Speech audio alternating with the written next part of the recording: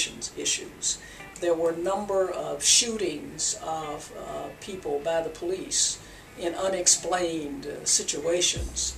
The Diallo shooting in New York was one, but it happened in other places. But that one, as well as some other shootings in New York, and also the New York police were very much involved in stopping and frisking people and arresting them for no reason at all. And so in an effort to try to do something about reform in that department, the commission voted to go to New York to hold hearings in the city and to let the police officials, in fact, not just let them, but force them to come, because they were subpoenaed, because most of them didn't want to come, from the chief all the way down to the commanding officers and the mayor, and to then let the public come to speak about the issues. And we did a report. It got a lot of publicity. McKinney, the firm, was very good at seeing to it that the public knew what we were doing all around the country, and it was covered by all of the media.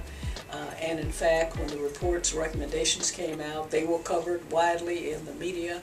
And the New York Police Department, which at first said it wouldn't do anything about anything we found, by the time the public had started to respond, they said, well, we're implementing some of these changes. We know now that they haven't implemented enough because they need to go back and look at those reports and beef up what they were doing. But at the time, it was very important. The other report that comes to mind immediately is the one that we did in Florida after the Bush-Gore election.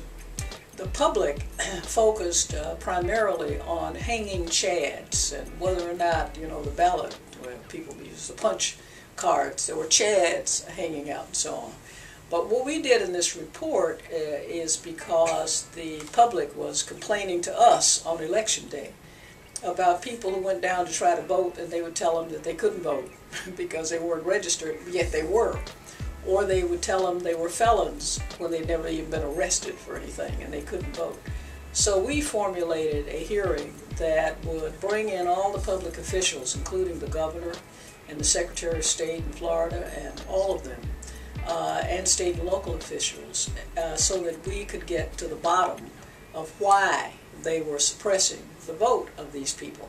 The firm, McKinney firm, handled this whole thing in a magnificent fashion. It got worldwide publicity. There were TV cameras there from Japan, from all over Europe. There were media people, everybody from all the United States, of course, and in the Western Hemisphere, covering this thing, and all of the print media, because it was very important, because it was the election.